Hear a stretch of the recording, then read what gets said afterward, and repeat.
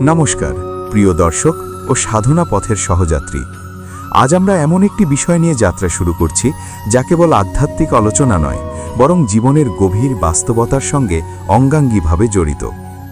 আমাদের প্রতিদিনের ক্লান্তি, মানসিক চাপ, অস্থিরতা, সিদ্ধান্তহীনতা, ভয়, রাগ, হতাশা এসবের ভেতরেই লুকিয়ে আছে এক অদৃশ্য সংগ্রাম।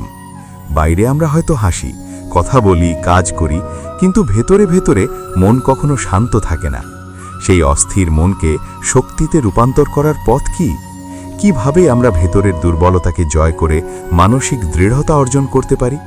এই প্রশ্নগুলোর উত্তর আমরা খুঁজব ভগবদ্গীতার আলোকে। আজ আমরা ভিডিওটি 5টি পর্বে ভাগ করেছি, যাতে শ্রোতাদের বুঝতে সুবিধা হয়। চলুন শুরু করা যাক। প্রথম পর্ব। কুরুক্ষেত্রের যুদ্ধক্ষেত্র শুধুই এক ঐতিহাসিক যুদ্ধ ছিল না, সেটি ছিল মানব মনের প্রতীক। অর্জুনের বিভ্রান্তি, তার অস্ত্র ফেলে দেওয়া, চোখে জল, শরীরে কাঁপুনি, এসব কেবল এক যোদ্ধার দুর্বলতা নয়, এটি সেই মুহূর্তের প্রতিচ্ছবি যখন মানুষ নিজের কর্তব্য, সম্পর্ক, আবেগ আর ভয়ের মাঝখানে দাঁড়িয়ে দিশেহারা হয়ে পড়ে। আজও আমরা ঠিক সেই অবস্থায় দাঁড়াই, যখন জীবনের বড় সিদ্ধান্ত নিতে হয়, যখন সম্পর্কের টানাপোড়েন আসে, যখন ব্যর্থতা আমাদের আত্মবিশ্বাস ভেঙে দেয়, কিংবা যখন ভবিষ্যতের অনিশ্চয়তা আমাদের নিঃশ্বাস বন্ধ করে দেয়। এই জায়গাতেই গীতা ধ্যান ও মানসিক শক্তির কথা বলে। ধ্যান মানে পালিয়ে যাওয়া নয়, ধ্যান মানে নিজের অন্তরের দিকে তাকানো। আমরা প্রায়ই ভাবি শক্তিশালী মানে যে বাইরে থেকে দৃঢ়, কঠিন, অটল, কিন্তু গীতা শেখায় সত্যিকারের শক্তি ভেতরে জন্মায়। যে নিজের মনকে নিয়ন্ত্রণ করতে পারে, যে আবেগের বশবর্তী হয়ে সিদ্ধান্ত নেয় না, যে সুখে উচ্ছ্বসিত নয় এবং দুঃখে ভেঙে পড়ে না, সেই প্রকৃত শক্তিমান। মানসিক শক্তির মূল ভিত্তি হল আত্মজ্ঞান। আমরা নিজেদের কতটুকু চিনি? আমরা জানি আমাদের নাম, পরিচয়, কাজ, সামাজিক অবস্থান, কিন্তু আমরা কি জানি আমাদের মনের প্রকৃতি? আমাদের ভয় কোথা থেকে জন্মায়? আমাদের রাগের উৎস কি? আমাদের আকাঙ্ক্ষা কেন কখনো শেষ হয় না? গীতা এই আত্ম অনুসন্ধানের পথ খুলে দেয়। শ্রীকৃষ্ণ অর্জুনকে প্রথমেই বলেন তার দুঃখের কারণ অজ্ঞতা। আমরা যখন নিজেদের প্রকৃত সত্তাকে ভুলে যাই, তখন বাইরের ঘটনাই আমাদের পুরোপুরি নাড়িয়ে দেয়। ধ্যানের মাধ্যমে প্রথম যে শক্তি তৈরি হয় তা হল সচেতনতা। আমরা সারাদিন চিন্তা করি, কিন্তু সচেতনভাবে চিন্তা করি না। মন এক চিন্তা থেকে আরেক চিন্তায় দৌড়ায়, কখনো অতীতের ভুল মনে পড়ে অপরাধ বোধে ডুবে যাই, কখনো ভবিষ্যতের আশঙ্কায় ভয় পাই। বর্তমান মুহূর্ত যেন হারিয়ে যায়। গীতা শেখায় মনকে বর্তমানের মধ্যে স্থাপন করতে হবে। যখন আমরা শ্বাস প্রশ্বাসের দিকে মনোযোগ দিই, যখন আমরা কয়েক মিনিট চোখ বন্ধ করে নিজের ভেতরের শব্দ শুনি, তখন আমরা বুঝতে পারি মন আমাদের নিয়ন্ত্রণ করছে না আমরা মনকে। মনকে গীতায় বলা হয়েছে চঞ্চল, অস্থির, দুর্দম। অর্জুন নিজেই স্বীকার করেন মনকে নিয়ন্ত্রণ করা বাতাসকে থামানোর মতো কঠিন। এই স্বীকারোক্তি আমাদের জন্য সত্য। আমরা অনেকবার চেষ্টা করি মন শান্ত করতে, কিন্তু ব্যর্থ হই। তারপর ভাবি ধ্যান আমাদের দ্বারা হবে না। কিন্তু শ্রীকৃষ্ণ বলেন অভ্যাস ও বৈরাগ্যের মাধ্যমে মনকে আয়ত্ত করা যায়। এই দুটি শব্দের গভীর তাৎপর্য আছে। অভ্যাস মানে নিয়মিত অনুশীলন, আর বৈরাগ্য মানে অপ্রয়োজনীয় আসক্তি ত্যাগ। আজকের যুগে আমাদের মন সর্বদা উত্তেজিত। মোবাইল ফোনের নোটিফিকেশন, সামাজিক যোগাযোগ মাধ্যমের তুলনা, প্রতিযোগিতা, প্রত্যাশা, সব মিলিয়ে মন এক মুহূর্তও বিশ্রাম পায় না। এই অবস্থায় ধ্যান হল মনের জন্য বিশ্রামের আশ্রয়। প্রতিদিন যদি আমরা নির্দিষ্ট সময়ে নীরবে বসি, শ্বাসের ওঠানামা লক্ষ্য করি, চিন্তাগুলোকে আসতেও যেতে দেখি, তবে ধীরে ধীরে মন শান্ত হতে শুরু করে। শুরুতে হয়তো 5 মিনিটও কঠিন মনে হবে, কিন্তু ধীরে ধীরে সেটিই হয়ে উঠবে মানসিক শক্তির ভিত্তি। গীতার একটি গুরুত্বপূর্ণ শিক্ষা হল সমত্ব। সুখ ও দুঃখ, লাভ ও ক্ষতি, জয় ও পরাজয়, এসবের মধ্যে সমবৃত্ত থাকা। এটি শুনতে সহজ, কিন্তু বাস্তবে অত্যন্ত কঠিন। আমরা প্রশংসা পেলে আনন্দে ভেসে যাই, সমালোচনা পেলে হতাশ হয়ে পড়ি। কিন্তু যদি আমরা ধ্যানের মাধ্যমে নিজের আবেগকে পর্যবেক্ষণ করতে শিখি, তবে বুঝতে পারব এই আবেগগুলো সাময়িক। আজ যে দুঃখ আছে কাল তা থাকবে না, আজ যে আনন্দ আছে সেটিও চিরস্থায়ী নয়। এই উপলব্ধি আমাদের মানসিকভাবে দৃঢ় করে তোলে। মানসিক শক্তির আরেকটি দিক হল কর্তব্যবোধ। গীতা বারবার কর্মের কথা বলে। ফলের প্রতি আসক্তি নয়, কর্মে নিষ্ঠা। আমরা যখন ফল নিয়ে অতিরিক্ত চিন্তা করি, তখন উদ্বেগ বাড়ে। যদি না পারি, যদি ব্যর্থ হই, যদি অন্যরা আমাকে ছাড়িয়ে যায়? এই প্রশ্নগুলো আমাদের আত্মবিশ্বাস কেড়ে নেয়। কিন্তু যদি আমরা কেবল নিজের কাজের ওপর মনোযোগ দিই, সর্বোচ্চ প্রচেষ্টা দিই, তবে মন অনেক হালকা থাকে। এই মনোভাব ধ্যানের মাধ্যমে শক্ত হয়, কারণ ধ্যান আমাদের বর্তমান মুহূর্তে স্থাপন করে। অর্জুনের মানসিক ভাঙন কাটিয়ে ওঠার প্রক্রিয়া আমাদের শেখায় শক্তি বাইরে থেকে আসে না, শক্তি জাগ্রত হয় ভেতর থেকে। যখন তিনি বুঝলেন তার কর্তব্য কি, যখন তিনি নিজের ভয়কে অতিক্রম করলেন, তখনই তিনি দৃঢ় হলেন। আমরাও জীবনের বিভিন্ন ক্ষেত্রে এইরকম দ্বিধায় পড়ি। সম্পর্ক ভাঙবে কিনা, চাকরি বদলাবো কিনা, ঝুঁকি নেব কিনা, এইসব প্রশ্নে মন বিভ্রান্ত হয়। ধ্যান আমাদের সেই বিভ্রান্তির কুয়াশা সরিয়ে দেয়। ধ্যান মানে চিন্তা বন্ধ করা নয়, চিন্তাকে সঠিক জায়গায় স্থাপন করা। অনেকে ভাবে ধ্যান করলে সব চিন্তা থেমে যাবে। বাস্তবে চিন্তা আসবেই, কিন্তু আমরা যদি সেই চিন্তার সঙ্গে একাত্ম না হয়ে কেবল পর্যবেক্ষক হই, তবে চিন্তার প্রভাব কমে যায়। গীতা এই সাক্ষী ভাবের শিক্ষা দেয়। আমরা দেহ নই, আমরা মনও নই, আমরা সেই চৈতন্য যা দেহ ও মনকে পর্যবেক্ষণ করে। এই উপলব্ধি মানসিক শক্তির সবচেয়ে গভীর স্তর। ভয় আমাদের সবচেয়ে বড় দুর্বলতা। ব্যর্থতার ভয়, সমালোচনার ভয়, মৃত্যুর ভয়, এই সবই মনকে দুর্বল করে। গীতা আত্মার অমরত্বের কথা বলে। যখন আমরা বুঝি যে আমাদের প্রকৃত সত্তা অনশ্বর, তখন বাইরের ক্ষতি বা পরিবর্তন আমাদের ভেতরের স্থিতি নষ্ট করতে পারে না। এই উপলব্ধি কেবল দর্শন নয়, এটি এক বাস্তব অভিজ্ঞতা যা ধ্যানের মাধ্যমে ধীরে ধীরে উপলব্ধি করা যায়। আজকের বাস্তব জীবনে এই শিক্ষাগুলোর প্রয়োগ কিভাবে সম্ভব? ধরো তুমি একজন ছাত্র, পরীক্ষার আগে চাপ বাড়ছে। যদি তুমি প্রতিদিন কিছু সময় ধ্যান করো, নিজের শ্বাসের ওপর মনোযোগ দাও, পড়াশোনার সময় সম্পূর্ণ মনোযোগ রাখো, ফলের চিন্তা কমাও, তবে মানসিক চাপ কমবে। অথবা তুমি কর্মজীবী মানুষ, প্রতিদিন টার্গেটের চাপ সামলাতে হয়। যদি তুমি গীতার শিক্ষায় অনুপ্রাণিত হয়ে নিজের কাজকে সাধনার মতো দেখো, প্রতিদিন কিছু সময় নীরবতায় কাটাও, তবে মানসিক স্থিতি বাড়বে। মানসিক শক্তি মানে অনুভূতিহীন হওয়া নয়, বরং অনুভূতিকে সঠিকভাবে পরিচালনা করা। রাগ আসবে, দুঃখ আসবে, আনন্দ আসবে, এসব স্বাভাবিক, কিন্তু এগুলো যেন আমাদের নিয়ন্ত্রণ না করে। ধ্যানের মাধ্যমে আমরা অনুভূতির ঢেউয়ের ওপর ভেসে থাকার বদলে তাদেরকে দূর থেকে দেখতে শিখি। তখন সিদ্ধান্ত হয় পরিষ্কার, মন হয় স্থির। এই প্রথম পর্বে আমরা বুঝলাম ধ্যান কেবল আধ্যাত্মিক অনুশীলন নয়, এটি মানসিক শক্তি তৈরির বিজ্ঞান। এটি আমাদের শেখায় আত্মজ্ঞান, সচেতনতা, সমত্ব, কর্তব্যবোধ ও ভয় মুক্তির পথ। সামনে আমরা আরও গভীরে প্রবেশ করব। ধ্যানের বিভিন্ন স্তর, মানসিক দুর্বলতার মূল কারণ, আসক্তি ও অহংকারের প্রভাব, এবং কিভাবে গীতার শিক্ষাকে প্রতিদিনের জীবনে রূপান্তর করা যায়। আমাদের এই যাত্রা কেবল জ্ঞানের নয়, এটি অভিজ্ঞতার। কারণ ধ্যানের আসল শক্তি বোঝা যায় চর্চার মাধ্যমে, অনুভবের মাধ্যমে। তাই চলুন আমরা এই অন্তর্জাগরণের পথে একসাথে এগিয়ে যাই। দ্বিতীয় পর্ব, ধ্যান ও মানসিক শক্তি, অন্তরের গভীরে প্রবেশ। প্রথম পর্বে আমরা দেখেছি কিভাবে ভগবদ্গীতা মানব মনের অস্থিরতা ও মানসিক শক্তির মধ্যে একটি গভীর সম্পর্ক স্থাপন করে। আমরা বুঝেছি জীবনের কুরুক্ষেত্র আসলে আমাদের ভেতরেই। আজ দ্বিতীয় পর্বে আমরা আরও গভীরে প্রবেশ করব। মনের প্রকৃতি, ধ্যানের প্রকৃত স্বরূপ এবং কিভাবে এই প্রাচীন জ্ঞান আমাদের দৈনন্দিন জীবনে বাস্তব শক্তিতে রূপ নিতে পারে। মনকে যদি আমরা একটি অস্থির নদীর সঙ্গে তুলনা করি, তবে ধ্যান হলো সেই নদীর ওপর নির্মিত সেতু। নদী বইবে, এটাই তার স্বভাব। মনও চিন্তা করবে, এটাই তার প্রকৃতি। কিন্তু আমরা যদি সেতু না বানাই, তবে নদী পার হওয়া কঠিন। ধ্যান সেই সেতু, যা আমাদের অস্থির চিন্তার স্রোত পেরিয়ে স্থিরতার তীরে নিয়ে যায়। গীতায় মনকে চঞ্চল ও দুর্নিগ্রহ বলা হয়েছে। অর্জুন নিজেই স্বীকার করেন মন বাতাসের মতো অস্থির।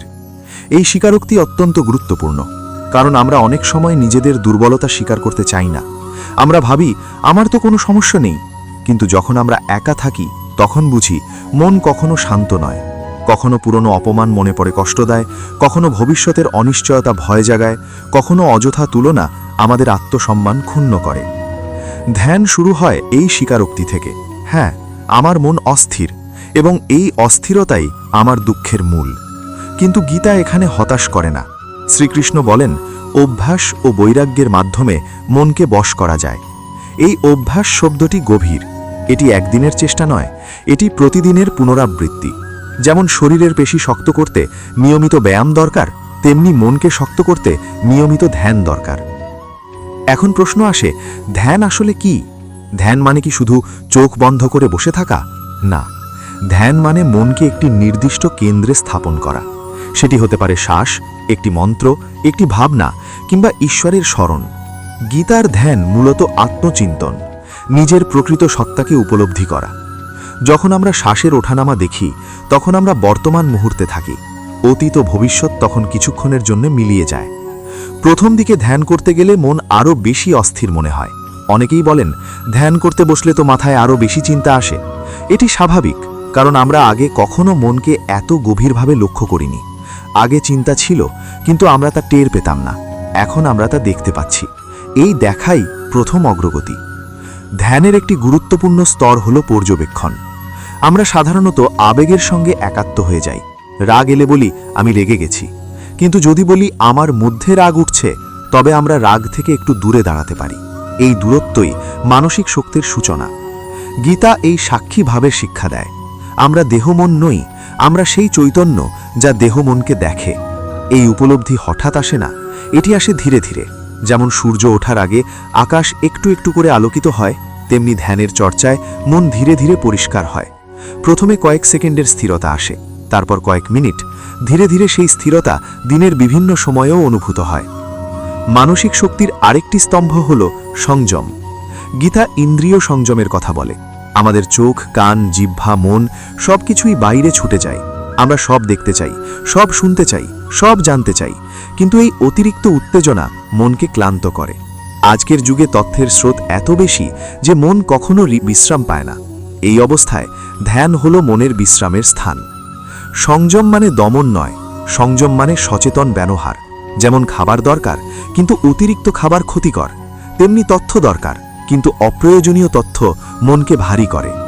প্রতিদিন কিছু সময় প্রযুক্তি থেকে দূরে থাকা, নীরবতায় বসা, এগুলোই আধুনিক জীবনে গীতার সংযমের বাস্তব রূপ। গীতায় সমত্বের কথা বলা হয়েছে, সুখে দুঃখে সমবৃত্ত থাকা। এটি মানসিক শক্তির সবচেয়ে উঁচু স্তর। আমরা সাধারণত বাইরের ঘটনার উপর নির্ভর করে সুখী বা দুঃখী হই। কেউ প্রশংসা করলে ভালো লাগে, কেউ সমালোচনা করলে খারাপ লাগে। কিন্তু যদি আমরা ধ্যানের মাধ্যমে বুঝতে পারি যে এই প্রশংসা ও সমালোচনা সাময়িক, তবে আমাদের ভেতরের স্থিতি নষ্ট হয় না। মানসিক দুর্বলতার একটি বড় কারণ হল আসক্তি। আমরা মানুষ, সম্পর্ক, বস্তু, অবস্থান সব কিছুর সঙ্গে এমনভাবে জড়িয়ে যাই যে সেগুলো ছাড়া নিজেকে শূন্য মনে হয়। গীতা বৈরাগ্যের শিক্ষা দেয়। বৈরাগ্য মানে সব ছেড়ে দেওয়া নয়, বরং অতিরিক্ত নির্ভরতা ছেড়ে দেওয়া। যখন আমরা বুঝি সব কিছু পরিবর্তনশীল, তখন আমরা হারানোর ভয়ে ভেঙে পড়ি না। ধ্যান এই বৈরাগ্য তৈরি করে, কারণ ধ্যান আমাদের ভেতরের পূর্ণতার অনুভূতি দেয়। যখন আমরা নিজের সঙ্গে সংযুক্ত হই, তখন বাইরের স্বীকৃতির প্রয়োজন কমে যায়। আমরা কাজ করি ভালোবাসা থেকে, কর্তব্য থেকে, ভয়ের জন্য নয়। বাস্তব জীবনে এর প্রয়োগ কেমন? ধরো তুমি কর্মক্ষেত্রে ব্যর্থ হলে, আগে হয়তো ভেঙে পড়তে, কিন্তু যদি তুমি নিয়মিত ধ্যান করো, তবে ব্যর্থতাকে একটি অভিজ্ঞতা হিসেবে দেখবে। তুমি ভাববে, এটি একটি ফল যা আমার প্রচেষ্টার সঙ্গে যুক্ত, কিন্তু এটি আমার পরিচয় নয়। এই মনোভাব মানসিক শক্তি বাড়ায়। অথবা সম্পর্কের ক্ষেত্রে মতবিরোধ হলে আমরা তৎক্ষণাৎ প্রতিক্রিয়া দিই, রাগে এমন কথা বলে ফেলি যা পরে অনুতাপের কারণ হয়। কিন্তু যদি আমরা ধ্যানের মাধ্যমে কয়েক সেকেন্ড থামতে শিখি, শ্বাস নিতে শিখি, তবে প্রতিক্রিয়ার বদলে প্রত্যুত্তর দিতে পারি। এই সামান্য বিরতি মানসিক শক্তির পরিচয়। গীতার শিক্ষায় আরেকটি গুরুত্বপূর্ণ বিষয় হল সমর্পণ। যখন আমরা সবকিছু নিজের নিয়ন্ত্রণে রাখতে চাই, তখন চাপ বাড়ে। কিন্তু যদি আমরা বুঝি আমি আমার সর্বোচ্চ প্রচেষ্টা দেব, ফলের দায় ঊর্ধ্বশক্তির হাতে, তবে মন হালকা হয়। এই সমর্পণ দুর্বলতা নয়, এটি বিশ্বাসের শক্তি। ধ্যানের গভীর স্তরে মানুষ নিজের ভেতরে শান্তির একটি কেন্দ্র অনুভব করে। বাইরের ঝড় চললেও ভেতরে একটি নীরব স্থান থাকে। গীতা সেই নীরবতার কথা বলে, যেখানে আত্মা অবিচল, অবিনশ্বর। এই উপলব্ধি মানুষকে ভয়মুক্ত করে। মৃত্যু, ক্ষতি, পরিবর্তন এসব তখন আর চূড়ান্ত ভয় হয়ে থাকে না। আমরা যদি প্রতিদিনের জীবনে ছোট ছোট পদক্ষেপ নিই, নিয়মিত সময়ে ধ্যান, সচেতন শ্বাস, ফলের প্রতি অনাসক্তি, সংযম, সমত্ব, তবে ধীরে ধীরে মানসিক শক্তি গড়ে ওঠে। এটি রাতারাতি হয় না, কিন্তু প্রতিদিনের চর্চা একসময় গভীর রূপ নেয়। প্রথম পর্বে আমরা যাত্রা শুরু করেছি মনের অস্থিরতা থেকে স্থিরতার দিকে। এই দ্বিতীয় পর্বে আমরা বুঝলাম ধ্যান হলো সেই পথ যা আমাদের মনের গভীরে নিয়ে যায়। সামনে আমরা আরও দেখব অহংকার, ভয়, আসক্তি কিভাবে মানসিক দুর্বলতা তৈরি করে এবং কিভাবে গীতার জ্ঞান সেগুলোকে রূপান্তরিত করতে পারে। আমাদের এই অন্তর্জাগরণের পথ ধীরে ধীরে আরও স্পষ্ট হবে, কারণ ধ্যান শুধু একটি অনুশীলন নয়, এটি এক জীবন দর্শন। তৃতীয় পর্বে আমরা সেই জীবন দর্শনের আরও গভীরে প্রবেশ করব, অহংকার, কর্তব্য ও আত্মশক্তির জাগরণ নিয়ে। তৃতীয় পর্ব, অহংকার, কর্তব্য ও আত্মশক্তির জাগরণ। প্রথম দুই পর্বে আমরা ধ্যানের প্রাথমিক ভিত্তি, মনের প্রকৃতি এবং মানসিক শক্তির সূচনা নিয়ে আলোচনা করেছি। এখন আমাদের যাত্রা আরও গভীরে প্রবেশ করবে, কারণ যতক্ষণ না আমরা অহংকার, আসক্তি ও ভয়ের শিকড় বুঝতে পারি, ততক্ষণ মানসিক শক্তি স্থায়ী হয় না। এই জায়গাতেই আবারও আমাদের পথপ্রদর্শক হয়ে ওঠে ভগবদ্গীতা। মানসিক দুর্বলতার সবচেয়ে বড় উৎস হল অহংকার। অহংকার মানে শুধু গর্ব নয়, অহংকার মানে ভুল পরিচয়। আমরা যখন ভাবি আমি এই দেহ, আমি এই পদমর্যাদা, আমি এই সাফল্য, তখন আমরা নিজেদের সীমাবদ্ধ পরিচয়ের মধ্যে আবদ্ধ করি। আর এই সীমাবদ্ধ পরিচয়েই জন্ম নেয় ভয়। কারণ দেহ নশ্বর, পদমর্যাদা পরিবর্তনশীল, সাফল্য অস্থায়ী। ফলে আমরা সবসময় হারানোর ভয় কাঁপি। গীতায় শ্রীকৃষ্ণ অর্জুনকে বোঝান তার প্রকৃত সত্তা দেহ নয়, আত্মা। আত্মা অবিনশ্বর, অক্ষয়, চিরন্তন। এই জ্ঞান শুধু আধ্যাত্মিক ভাবনা নয়, এটি মানসিক শক্তির ভিত্তি। যখন আমরা বুঝি আমাদের প্রকৃত পরিচয়ে বাইরের অর্জনে নয়, তখন আমরা সাফল্যে উন্মত্ত হই না, ব্যর্থতায় ভেঙে পড়ি না। অহংকারের আরেকটি রূপ হল আমিই কর্তা ভাব। আমরা মনে করি সবকিছু আমার নিয়ন্ত্রণে, আমার পরিকল্পনা অনুযায়ী সব চলবে। কিন্তু বাস্তবতা ভিন্ন। জীবন অনেক সময় আমাদের পরিকল্পনা ভেঙে দেয়। তখন আমরা হতাশ হই, রাগ করি, নিজেকে ব্যর্থ মনে করি। গীতা শেখায় কর্ম করো, কিন্তু কর্তার অহংকার ত্যাগ করো। তুমি তোমার প্রচেষ্টা দেবে, কিন্তু ফলের একমাত্র নিয়ন্ত্রক তুমি নও। এই উপলব্ধি মানসিক চাপ কমায়। ধ্যান এই অহংকারকে ধীরে ধীরে নরম করে। যখন আমরা নীরবে বসে নিজের চিন্তাগুলো দেখি, তখন বুঝি এই চিন্তাগুলো আসছে ও যাচ্ছে। আমি বলে যাকে এত দৃঢ় মনে হয়, সেটিও পরিবর্তনশীল অনুভূতির সমষ্টি। এই উপলব্ধি গভীর বিনয় তৈরি করে, আর বিনয় মানসিক শক্তির একটি অনন্য গুণ। কর্তব্যের প্রসঙ্গ এখানে অত্যন্ত গুরুত্বপূর্ণ। অর্জুনের সংকট ছিল যুদ্ধ করা কি নৈতিক, নিজের আত্মীয়দের বিরুদ্ধে অস্ত্র তোলা কি ঠিক। এই দ্বন্দ্ব আজও আমাদের জীবনে আসে। কখনো সম্পর্কের কারণে আমরা সঠিক কাজ থেকে পিছিয়ে যাই, কখনো ভয়ের কারণে কর্তব্য এড়িয়ে যাই। গীতা শেখায় নিজের ধর্ম বা কর্তব্য বোঝো এবং সেটি পালন করো নিষ্ঠার সঙ্গে। কর্তব্য পালন মানেই কঠোর হওয়া নয়, বরং এটি সচেতন ও দায়িত্বশীল হওয়া। মানসিক শক্তি তখনই গড়ে ওঠে যখন আমরা কঠিন সিদ্ধান্ত নিতে পারি, যদিও তা অস্বস্তিকর। ধ্যান আমাদের সেই স্বচ্ছতা দেয়, কারণ ধ্যানের মাধ্যমে মন শান্ত হলে আমরা বিষয়গুলো স্পষ্টভাবে দেখতে পারি। ভয় ও আসক্তি কর্তব্যের পথে বড় বাধা। আমরা ভাবে যদি আমি সঠিক কাজ করি তবে সম্পর্ক নষ্ট হবে, যদি সত্য বলি তবে ক্ষতি হবে। এই ভয় আমাদের দুর্বল করে, কিন্তু গীতা শেখায় ন্যায় ও কর্তব্যের পথে স্থির থাকাই প্রকৃত শক্তি। ফল যাই হোক, সৎ পথে থাকা মানসিক দৃঢ়তা বাড়ায়। ধ্যানের আরেকটি গভীর দিক হল আত্মশক্তির জাগরণ। আমরা প্রায়ই নিজের শক্তিকে ছোট করে দেখি। ব্যর্থতা বা সমালোচনার কারণে আমরা বিশ্বাস হারাই। কিন্তু গীতা মনে করিয়ে দেয় প্রতিটি মানুষের ভেতরে অসীম সম্ভাবনা আছে। এই সম্ভাবনা জাগে যখন মন পরিষ্কার হয়, লক্ষ্য স্পষ্ট হয় এবং অহংকার কমে যায়। ধ্যানের মাধ্যমে আমরা নিজের অন্তরের শক্তির সঙ্গে সংযুক্ত হই। প্রথমে হয়তো ক্ষীণ অনুভূতি আসে, একটু শান্তি, একটু স্বচ্ছতা, কিন্তু নিয়মিত চর্চায় সেই অনুভূতি গভীর হয়। তখন বাইরের অস্থিরতা আমাদের সহজে নাড়াতে পারে না। আমরা বুঝতে পারি আমার ভেতরে একটি স্থির কেন্দ্র আছে যেখানে আমি নিরাপদ। অহংকার কমলে সম্পর্ক সুস্থ হয়, কারণ তখন আমরা সবসময় নিজেকে প্রমাণ করতে চাই না। আমরা শুনতে শিখি, বুঝতে শিখি। মানসিক শক্তি মানে কেবল একা শক্ত থাকা নয়, বরং অন্যের সঙ্গে সমন্বয় করে চলতে পারা। গীতা এই সমন্বয়ের পথ দেখায়, নিজের কর্তব্য পালন, কিন্তু অহংকার ছাড়া। আজকের বাস্তব জীবনে এই শিক্ষাগুলো অত্যন্ত প্রাসঙ্গিক। কর্মক্ষেত্রে প্রতিযোগিতা, সামাজিক তুলনা, অনলাইন স্বীকৃতির লোভ সবকিছু আমাদের অহংকার বাড়ায়। আমরা অন্যদের সঙ্গে নিজেকে তুলনা করি এবং মনে করি আমি পিছিয়ে পড়ছি। এই তুলনাই মানসিক দুর্বলতার বড় কারণ।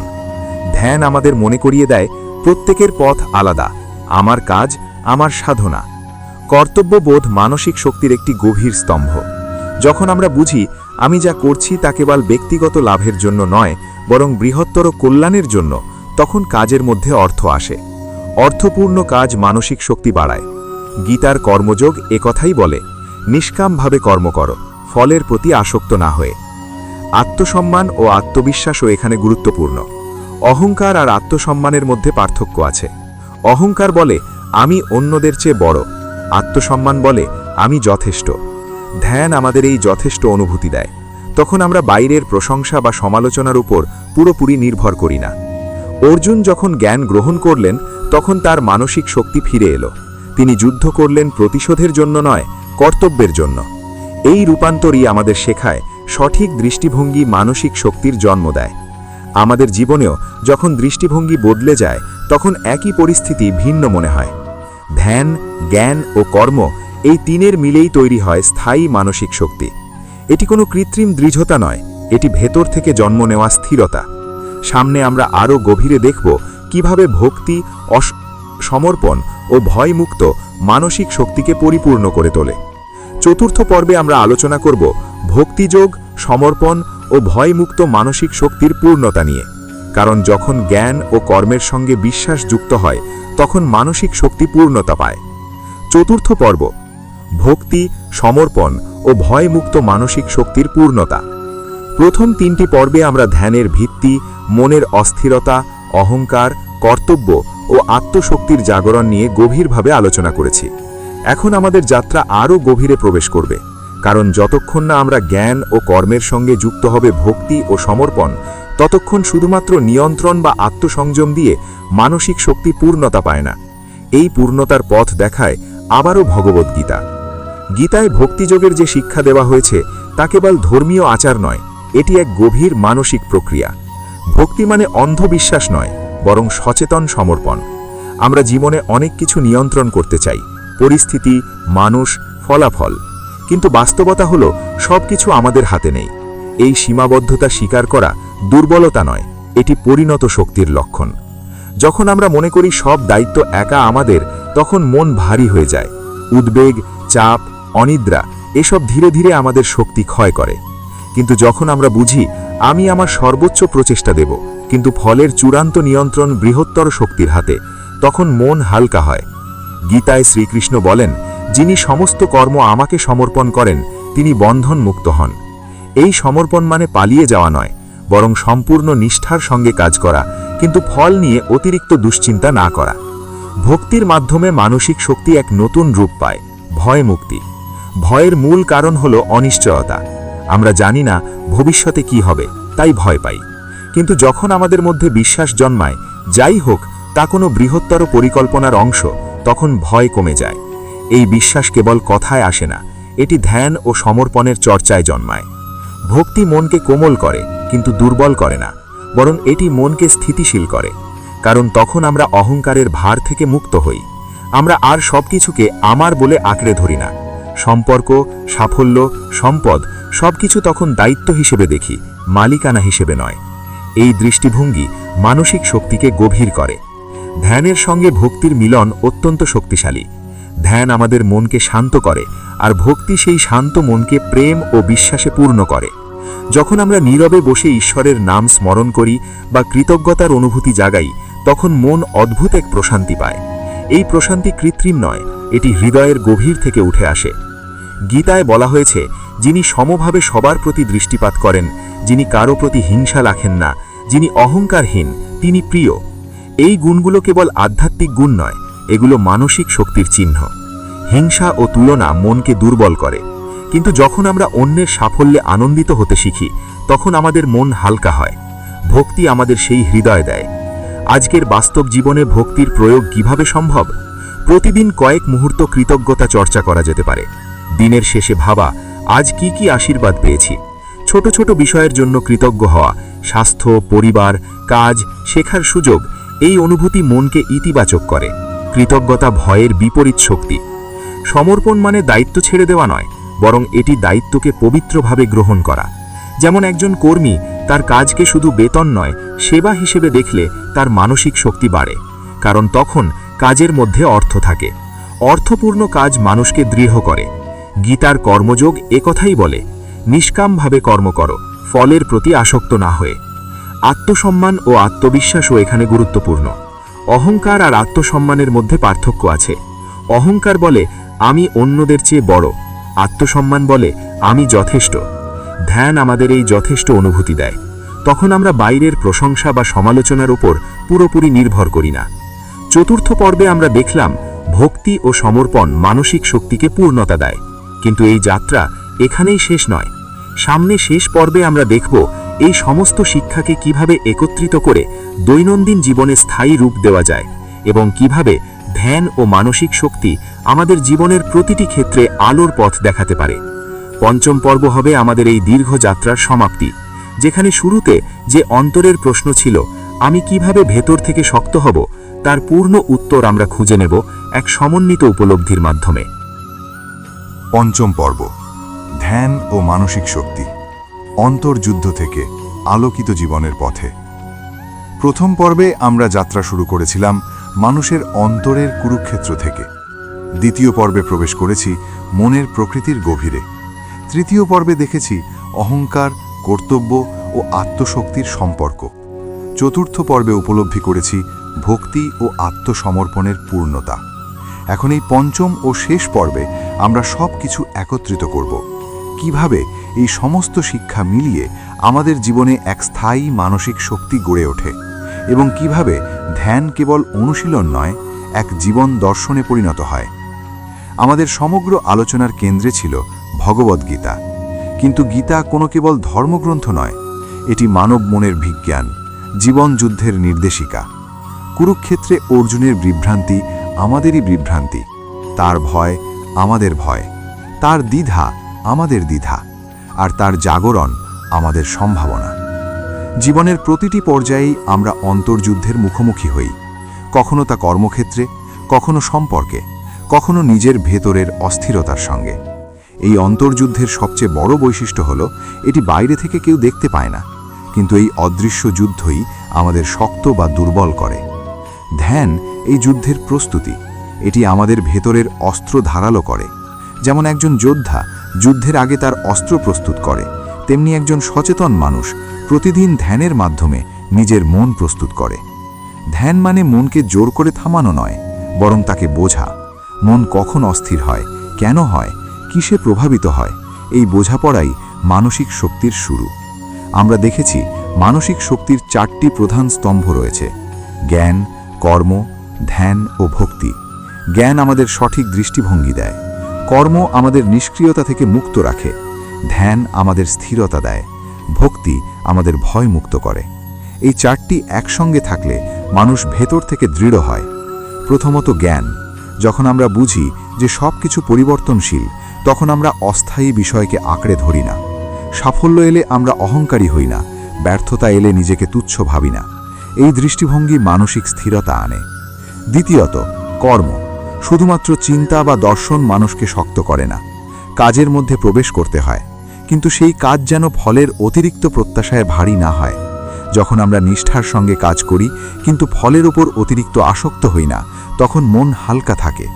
এই মনোভাবই আমাদের দীর্ঘমেয়াদে দৃঢ় রাখে। তৃতীয়ত ধ্যান। প্রতিদিনের অল্প সময়ের নীরবতা ধীরে ধীরে বড় রূপ নেয়। প্রথমে কয়েক মিনিটের স্থিরতা, তারপর কয়েক মুহূর্তের সচেতনতা, পরে দিনের মাঝেও শান্তির অনুভূতি। ধ্যান আমাদের শেখায় প্রতিক্রিয়ার আগে বিরতি নিতে। এই বিরতি মানসিক শক্তির সূক্ষ্ম চিহ্ন। চতুর্থত ভক্তি। যখন আমরা বুঝি যে সব কিছু এক বৃহত্তর শক্তির অংশ, তখন অহংকার কমে যায়, আমরা আর একা বোধ করি না। ভক্তি হৃদয়ে কৃতজ্ঞতা আনে। কৃতজ্ঞ মানুষ কম ভয় পায়, কম হিংসা করে, কম অস্থির হয়। এখন প্রশ্ন হলো, এই শিক্ষাগুলো কিভাবে স্থায়ী করা যায়? প্রথম ধাপ হলো নিয়মিততা। অনুপ্রেরণা আসে ও যায়, কিন্তু নিয়মিত অভ্যাসই চরিত্র গড়ে তোলে। প্রতিদিন নির্দিষ্ট সময়ে ধ্যান করা, অল্প হলেও এটি অত্যন্ত গুরুত্বপূর্ণ। দ্বিতীয় ধাপ হলো সচেতনতা। দিনের মধ্যে কয়েকবার থামা, গভীর শ্বাস নেওয়া, নিজের আবেগ লক্ষ্য করা। এই ছোট ছোট অভ্যাস মনকে প্রশিক্ষিত করে। তৃতীয় ধাপ হল মূল্যবোধে দৃঢ় থাকা। যখন আমরা নিজের নীতিকে অগ্রাধিকার দিই তখন সিদ্ধান্ত স্পষ্ট হয়। স্পষ্ট সিদ্ধান্ত মানসিক দ্বন্দ্ব কমায়। চতুর্থত, কৃতজ্ঞতা ও আত্মসমর্পণ। দিনের শেষে নিজের প্রচেষ্টার জন্য নিজেকে ধন্যবাদ জানানো এবং ফলকে বৃহত্তর শক্তির হাতে ছেড়ে দেওয়া, এটি মানসিক ভার লাঘব করে। এই পথ সহজ নয়। অনেক সময় আমরা পুরনো অভ্যাসে ফিরে যাব। কখনো রাগে প্রতিক্রিয়া দেব, কখনো হতাশ হব, কখনো ভয় আমাদের আচ্ছন্ন করবে। কিন্তু পার্থক্য হবে এই যে এবার আমরা সচেতন হব। আমরা জানব আমি আবারও ধ্যানের পথে ফিরতে পারি।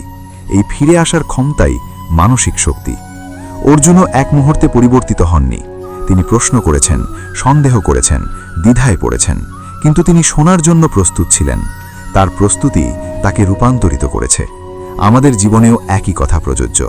আমরা যদি শেখার জন্য উন্মুক্ত থাকি তবে পরিবর্তন আসবেই। মানসিক শক্তি মানে কষ্টহীন জীবন নয়, বরং কষ্টের মধ্যেও স্থির থাকা। ঝড় আসলে গাছের মতো নমনীয় হওয়া, কিন্তু শিকড়ে দৃঢ় থাকা। ধ্যান সেই শিকড়কে শক্ত করে, জ্ঞান সেই শিকড়কে গভীর করে, কর্ম সেই শিকড়কে বাস্তবতায় যুক্ত রাখে, ভক্তি সেই শিকড়কে পুষ্টি দেয়। আজকের দ্রুতগতির পৃথিবীতে এই শিক্ষা আরও প্রাসঙ্গিক। প্রতিযোগিতা, তুলনা, অনিশ্চয়তা সবকিছু আমাদের মনকে টানাটানি করে। কিন্তু যদি আমাদের ভেতরে একটি নীরব কেন্দ্র থাকে তবে আমরা বাইরের ঝড়ও সামলাতে পারি। আমাদের এই 5 পর্বের যাত্রা শুরু হয়েছিল একটি প্রশ্ন দিয়ে, আমি কিভাবে ভেতর থেকে শক্ত হব? এখন তার উত্তর স্পষ্ট। ভেতরের শক্তি বাইরের পরিস্থিতি বদলে নয়, ভেতরের দৃষ্টিভঙ্গি বদলে আসে।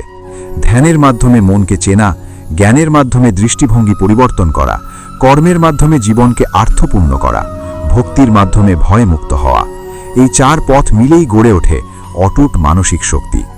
এখন এই যাত্রার শেষ মুহূর্তে আমরা আবার নিজেদের দিকে তাকাই। হয়তো এখনও সমস্যা আছে, চ্যালেঞ্জ আছে, অনিশ্চয়তা আছে, কিন্তু এবার আমরা জানি আমাদের ভেতরে একটি স্থির আলো আছে। সেই আলো কখনো নিভে যায় না। আমরা যদি প্রতিদিন একটু সময় নিয়ে সেই আলোর কাছে ফিরে যাই তবে জীবন ধীরে ধীরে আলোকিত হবে। এই ছিল ধ্যান ও মানসিক শক্তি, ভগবদ্গীতা থেকে বাস্তব প্রয়োগ, এর পূর্ণ যাত্রা। আপনি যদি এই পথ অনুসরণ করেন তবে দেখবেন পরিস্থিতি একই থেকেও আপনার অনুভূতি বদলে যাচ্ছে। দুঃখ আসবে কিন্তু আপনাকে ভাঙতে পারবে না, সাফল্য আসবে কিন্তু আপনাকে অহংকারী করবে না, ভয় আসবে কিন্তু আপনাকে থামাতে পারবে না। কারণ তখন আপনি জানবেন আপনার ভেতরেই আছে সেই শক্তি যা চিরন্তন, অবিনশ্বর এবং অটল। এই উপলব্ধির মধ্যেই শেষ হোক আমাদের এই অন্তর্যাত্রা। শান্তি, স্থিরতা ও আলোর পথে এগিয়ে চলুন। প্রিয় দর্শক ও সাধনা পথের সহযাত্রী, আজকের এই দীর্ঘ আধ্যাত্মিক যাত্রায় যদি আপনি সামান্য উপকার পেয়ে থাকেন, যদি ধ্যান ও মানসিক শক্তির এই আলোচনা আপনার অন্তরে একটু আলো জ্বালিয়ে থাকে, তাহলে এই আলোর পথকে আরও দূর পর্যন্ত পৌঁছে দেওয়া আমাদের সবার দায়িত্ব। আপনি যদি চান নিয়মিতভাবে এমন গভীর আলোচনা, ভগবদ্গীতার জীবন ঘনিষ্ঠ ব্যাখ্যা, ধ্যানের বাস্তব প্রয়োগ, মানসিক শক্তি বৃদ্ধির উপায়, শ্রীকৃষ্ণের উপদেশ, আধ্যাত্মিক গল্প ও অনুপ্রেরণামূলক বিষয়, তাহলে এখনই আমাদের চ্যানেলটি সাবস্ক্রাইব করুন। আপনার একটি সাবস্ক্রাইব, একটি লাইক, একটি শেয়ার এই আধ্যাত্মিক যাত্রাকে আরও অনেক মানুষের কাছে পৌঁছে দিতে সাহায্য করবে। কমেন্টে অবশ্যই লিখে জানাবেন আজকের আলোচনার কোন অংশটি আপনার হৃদয়কে সবচেয়ে বেশি স্পর্শ করেছে। আপনার মতামত আমাদের আগামী ভিডিওকে আরও সমৃদ্ধ করবে। আসুন আমরা একসঙ্গে ধ্যান, জ্ঞান ও ভক্তির আলোয় একটি শক্তিশালী ও সচেতন সমাজ গড়ে তুলি। পরবর্তী পর্বে আবারও দেখা হবে নতুন কোনো গভীর বিষয় নিয়ে। ততক্ষণ পর্যন্ত শান্ত থাকুন, সচেতন থাকুন, নিজের অন্তরের শক্তিকে জাগ্রত রাখুন। ওম শান্তি।